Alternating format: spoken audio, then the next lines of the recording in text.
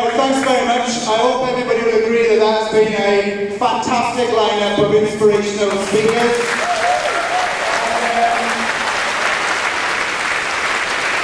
As Jeremy wanted, right across the movement, local community struggles, national struggles. So now it comes for me to introduce the main event. Jeremy's fought his way through 2 meetings to get here, a crowd of 500 outside, and numerous interviews.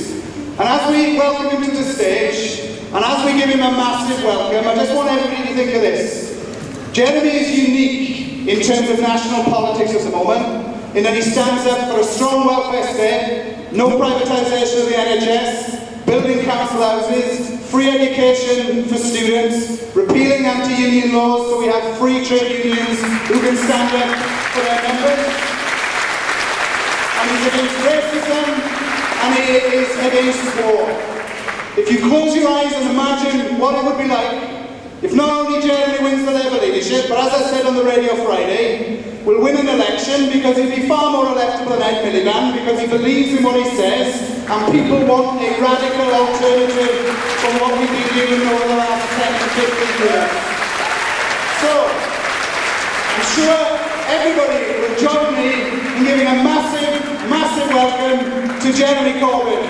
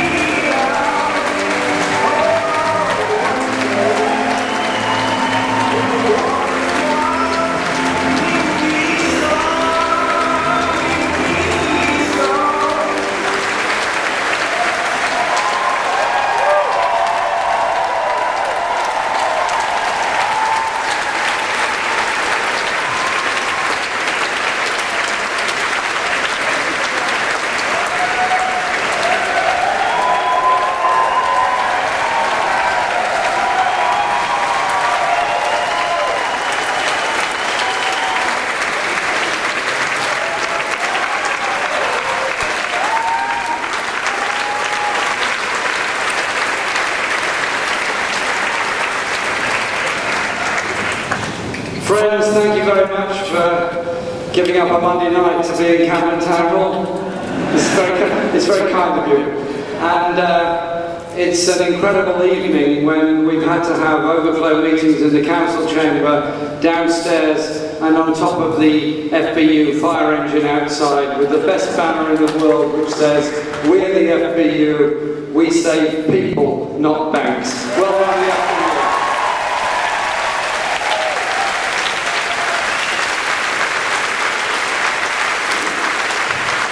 And big thank you to Mark Sawatka for this evening's meeting and all his work on behalf of his brilliant members as a Union General Secretary and all the others that have spoken tonight and brought us the kind of hope, of the kind of ideas, of the kind of society that we all want to live in. I think we should be very proud of those people, the way many of them, such as Martha Rosemore, have stood up for decades against racism, decades against injustice, and helped to bring us together here tonight. This is a wonderful city. London is a truly magnificent city, there's no question about that, and I'm very proud to represent a London constituency. But it's also the most unequal city in Britain, where the richest 1% own a great deal more than the other 99% of the population. Where there are too many children going to bed hungry at night, where there are too many people sleeping on the streets, there are too many people leading a life of destitution, and there are too many luxury mansions kept empty as land banking for somebody to make easy money out of in the future.